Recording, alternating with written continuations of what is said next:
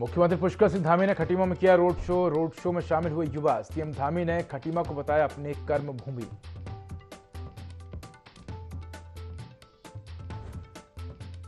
BJP ने जारी किया अपना संकल्प पत्र। सीएम धामी बोले पूरे देश में लागू होगा यूसीसी। प्रधानमंत्री के एक भारत श्रेष्ठ भारत के विजन को साकार करने वाला संकल्प पत्र।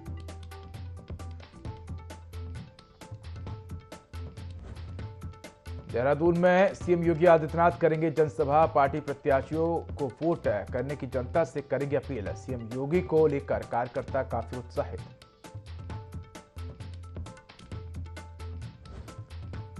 यमुनोत्री धाम के कपाट खोलने की तिथि और शुभ मुहूर्त तय। 10 मई को अक्षय तृतीया के अवसर पर खोलेंगे कपाट। प्रशासन यात्रा की तैयारियों में जुटा।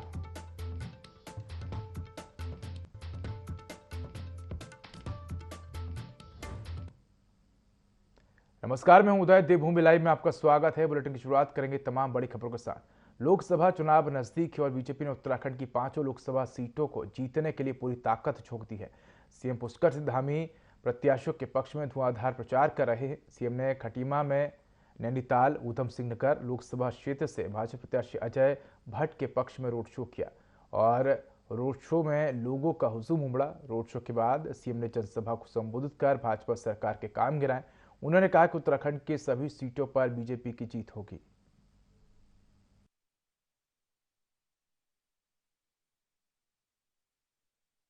भाइयों बहनों, आप सभी जानते हैं कि 2024 का ये आम चुनाव, जिसमें कुल मिलाकर अब 5 दिन शेष रह गए हैं और छठे दिन मतदान होना है।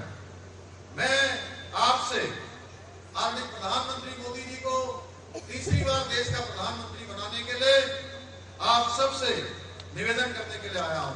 आप सबका मत, आपका समर्थन आदरणीय प्रधानमंत्री जी को मिले और निश्चित रूप से आपका एक एक मत, जो 400 पार का नारा है, अभी मैं आ रहा था, हमारे नौजवानों में बड़ा उत्साह था, पूरे रास्ते भर अब की बार 400 पार का नारा लगा रहे थे। तो आपका एक एक मत उस 400 पार के नारे में सहायक सिद्ध होगा। भाइयों बहनों, अब मोदी जी के 10 सालों का कालखंड हमने देखा है। देश का तेजी से विकास हुआ है। देश दुनिया का सिरमौर भारत बना है। आज दुनिया का नेतृत्व करने वाला भारत बन रहा है। दूसरे कार्यकाल में मोदी जी ने भारत को विश्व की 5वीं सबसे बड़ी अर्थव्यवस्था बनाने का काम किया है। वहीं उन्होंने संकल्प लिया है कि जब आप सबके एक एक वोट की ताकत से मोदी जी ऐतिहासिक मतों से जीतकर देश के प्रधानमंत्री बनेंगे तो भारत दुनिया की तीसरी सबसे बड़ी अर्थव्यवस्था बन जाएगा। भाइयों बहनों, और इस लक्ष्य को पार करने के लिए हमें 400 पार के नारे को याद रखना है। 2014 के बाद से भारत के एक ऐसे स्वर्णिम काल की शुरुआत हुई है जिसमें आज भारत बुलंदियों की जो नई परिभाषाएं हैं, नई परिभाषाओं को करने का काम कर रहा है। भाइयों बहनों, कई सारे ऐतिहासिक निर्णय प्रधानमंत्री आदरणीय मोदी जी ने लिए हैं। हम सब जानते हैं कि जहां कश्मीर के अंदर धारा 370 समाप्त हुई, देश के अंदर नागरिकता संशोधन विधेयक लागू हुआ, 3 तलाक से मुस्लिम बहनों को मुक्ति मिली, वहीं हमारे आराध्य देव भगवान श्री राम का भव्य और दिव्य मंदिर बनकर भगवान राम की प्राण प्रतिष्ठा हो गई। और ये पहला अवसर होगा देश की आजादी के बाद, लंबे कालखंड के बाद, कि भगवान राम इस बार अपना जन्मदिन टेंट में नहीं मनाएंगे। इस बार महल के अंदर भव्य दिव्य भगवान अपने मंदिर के अंदर इस बार का जन्मदिन मनाने वाले। उत्तराखंड की 5 लोकसभा सीटों पर प्रधानमंत्री नरेंद्र मोदी समेत कई केंद्रीय मंत्रियों को उत्तराखंड दौरे लगातार जारी हैं।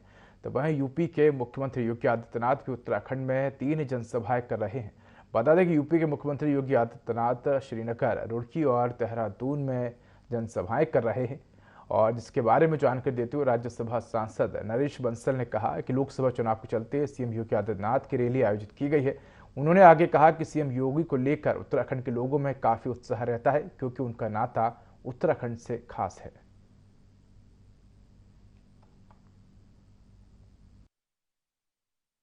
आदित्यनाथ जी की उत्तराखंड के चुनाव में भारतीय जनता पार्टी की ओर से रैली आयोजित है। सारी रैली बहुत ही भव्य होंगी। उत्तराखंड में योगी आदित्यनाथ जी को लेकर भी इस नाते उत्साह रहता ही है कि वो यहीं के हैं, और जिस प्रकार से उनका शासन प्रशासन है उसको लेकर भी जनता में उनके प्रति बहुत आकर्षण है। निश्चित रूप से उनकी सारी रैली बहुत ही भव्य हो। लोकसभा चुनाव के अंतर्गत जनपद चमोली में पुलिस के जवानों एवं आवश्यक सेवाओं से जुड़े कार्मिकों ने सुविधा केंद्र में पोस्टल बैलेट से अपना मतदान किया। चुनाव आयोग द्वारा ड्यूटी पर तैनात कर्मचारियों, अधिकारियों, सेना और अर्ध सैनिक बलों के अलावा आवश्यक सेवाओं से जुड़े विभागीय कार्मिकों को भी इस बार डाक मतपत्र से मतदान की सुविधा दी गई, ताकि कोई भी मतदाता मतदान से वंचित न रह सके। आवश्यक सेवाओं में बिजली, पानी, रोडवेज, डेयरी, फायर फाइटर, चिकित्सा, शिक्षा आदि सहित पहली बार मीडिया कर्मियों को भी इस श्रेणी में रखते हुए डाक मतपत्र के माध्यम से मतदान की सुविधा दी गई। सुविधा केंद्र में 154 जवानों ने अपना मतदान किया। वहीं पीजी कॉलेज में आवश्यक सेवाओं से जुड़े सभी 29 कार्मिकों ने अपना मतदान किया।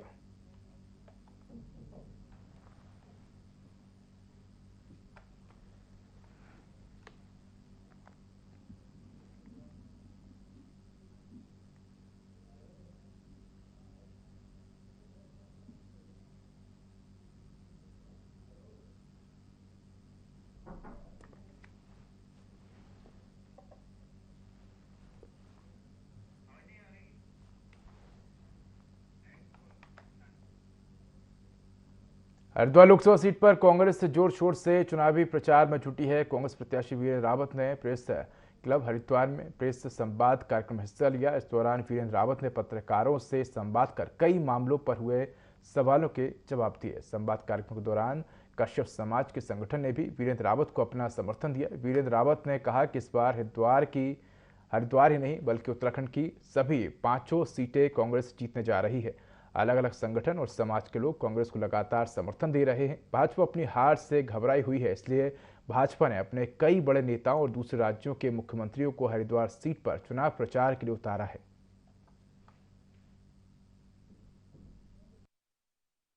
आदि कश्यप पार्टी के राष्ट्रीय अध्यक्ष एडवोकेट नरेश कुमार कश्यप जी और हमारे यादव जी जो कि प्रदेश अध्यक्ष हैं, मैं इनका तहे दिल से स्वागत भी करता हूं, धन्यवाद भी करता हूं कि इन्होंने जो है कांग्रेस पार्टी की नीतियों पर और हमारे जो विकास प्रेरक एजेंडे हैं उस पर विश्वास व्यक्त किया और आज हमारी पार्टी को न सिर्फ हरिद्वार बल्कि 5 लोकसभा सीटों पर आपने समर्थन दिया।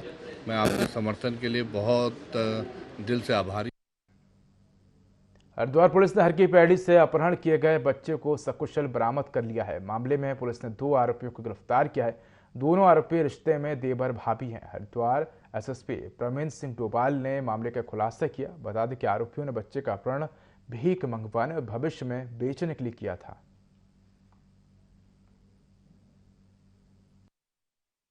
हमारे संज्ञान में एक बात ये आया था कि एक बच्चा यहाँ से गायब है, जिसे मीडिया में भी काफ़ी प्रमुखता से दिखाया गया था। ये नाई घाट के पास में एक महिला द्वारा एक बच्चे को वहाँ पर छोड़ा गया था। उसके बाद जब महिला वापस आई थी तो ये बच्चा वहाँ पर नहीं मिला था। ये बात जब हमारे संज्ञान में आई थी तो तत्काल संज्ञान में लिया और तुरंत मौके पर पहुँच के इस पर कार्रवाई स्टार्ट करी। इसमें लगातार हम लोग जो पुराने CCTV फुटेज हैं उसके आधार पर इस पर कार्य कर रहे थे। तो एक व्यक्ति जो इस बच्चे को ले जाता हुआ दिखाई दिया था, पुलिस ने उसको बैक ट्रैक कर सूचना हमें प्राप्त हुई थी, जिसमें ये जो मुख्य आरोपी है देवेंद्र अपनी वाइफ के साथ इस बच्चे को लेकर कलियर के पास में एक होटल के पास में कहीं रुका था और पुलिस के द्वारा जाके सकुशल इसको बरामद किया गया है। मुख्यमंत्री पुष्कर सिंह धामी ने चंपावत के सीमांत टनकपुर और बनबसा क्षेत्र में रोड शो निकालकर अल्मोड़ा लोकसभा सीट से भाजपा के प्रत्याशी अजय टम्टा के पक्ष में प्रचार किया। इस दौरान मुख्यमंत्री धामी ने जनता को संबोधित करते हुए भाजपा की केंद्र और राज्य सरकार द्वारा चलाई जा रही योजनाओं की विस्तृत जानकारी दी और जनता से उनका आशीर्वाद और समर्थन मांगा। मुख्यमंत्री ने कहा कि प्रधानमंत्री नरेंद्र मोदी उत्तराखंड से विशेष लगाव रखते हैं, जिसके चलते राज्य के विकास के लिए कोई कोर कसर बाकी नहीं रहती है। साथ ही कहा कि आने वाले समय में टनकपुर क्षेत्र को और भी विकसित किया जाएगा।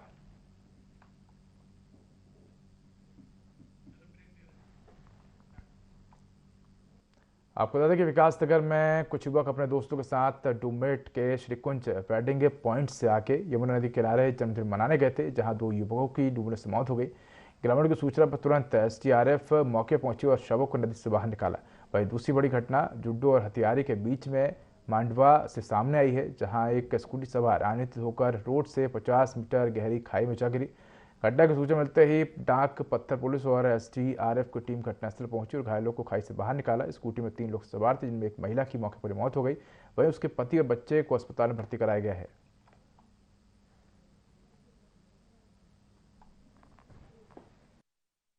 जो क्षेत्र है वहाँ पे जहाँ पे आज दुर्घटना हुई है, यहाँ पे अक्सर दुर्घटनाएं होती रहती है और काफ़ी समय से जो है यहाँ पे लगातार हर वर्ष प्रतिवर्ष हमें जो है कोई ना कोई ऐसी दुखद घटना जो है होने का संदेश प्राप्त होता रहता है। इसमें जो है एक बहुत ही आवश्यक वो है ज़रूरत है इस वक्त विभाग जो ये सड़क विभाग है, पीडब्ल्यूडी या एनएचएआई जिसमें ये है अभी ट्रांसफर हो रहा है।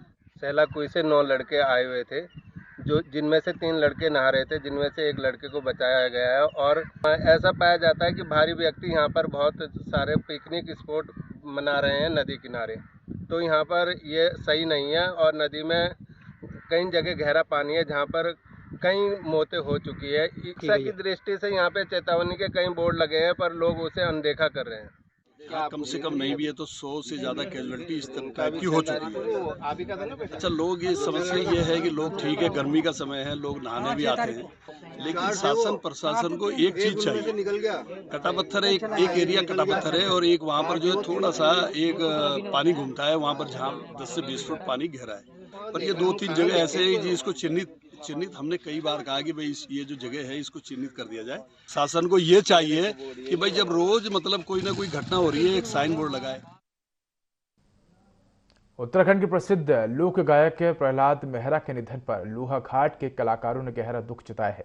लोहाघाट के प्रसिद्ध रंगकर्मी भैरव दत्त राय के नेतृत्व क्षेत्र के कलाकारों ने स्वर्गीय प्रहलाद मेहरा के निधन पर दुख जताते हुए रामलीला मैदान में शोक सभा का आयोजन कर 2 मिनट का मौन रखा और उन्हें श्रद्धांजलि अर्पित की। कलाकारों ने कहा कि उत्तराखंड की शान प्रहलाद मेहरा के निधन से लोक कला के क्षेत्र में बहुत बड़ी हानि हुई है। उन्होंने कहा कि स्वर्गीय मेहरा के गीतों में उत्तराखंड का दर्द झलकता था। अपने कई गीतों के माध्यम से उन्होंने उत्तराखंड की आवाज को उठाया है। स्वर्गीय मेहरा काफी मिलनसार और सरल स्वभाव के व्यक्ति थे।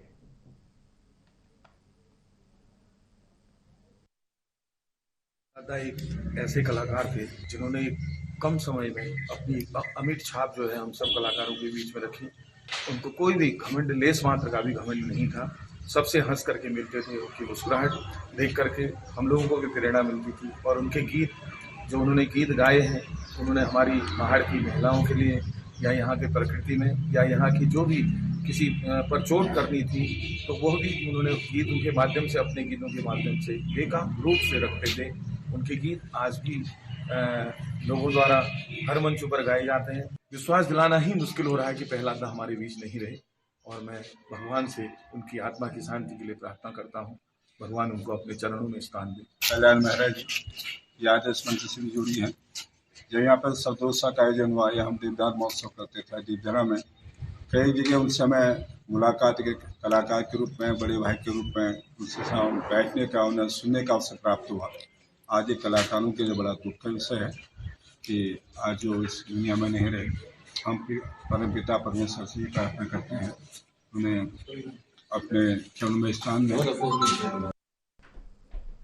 उत्तराखंड के पूर्व सीएम तीरथ सिंह रावत ने कहा कि इस बार भी लोकसभा चुनाव में जनता का आशीर्वाद बीजेपी को मिलेगा। उन्होंने कहा कि बीजेपी 370 सीटें जीतेगी और एनडीए 400 सीट पर जीत दर्ज करेगा। आपको बता दें कि तीरथ सिंह रावत ने कहा कि पीएम मोदी के नेतृत्व में हम विकसित भारत की ओर तेजी से आगे बढ़ रहे हैं। देश के हर कोने तक चहुमुखी विकास हो रहा है।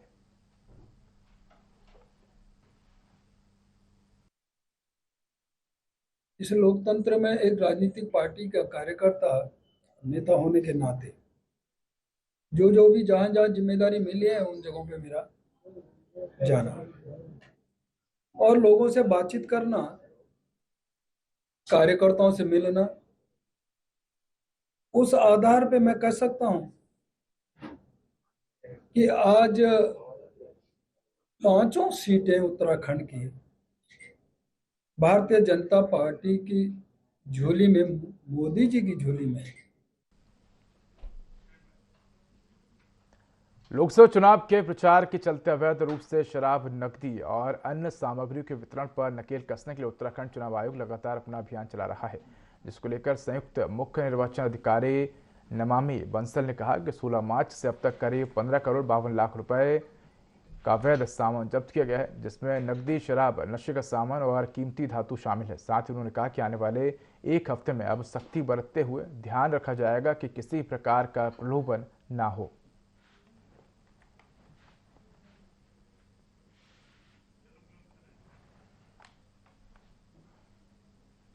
तो फिलहाल इस बुलेटिन में इतना ही। खबरों का अधिक अपडेट के लिए देखते रहिए i24। नमस्कार।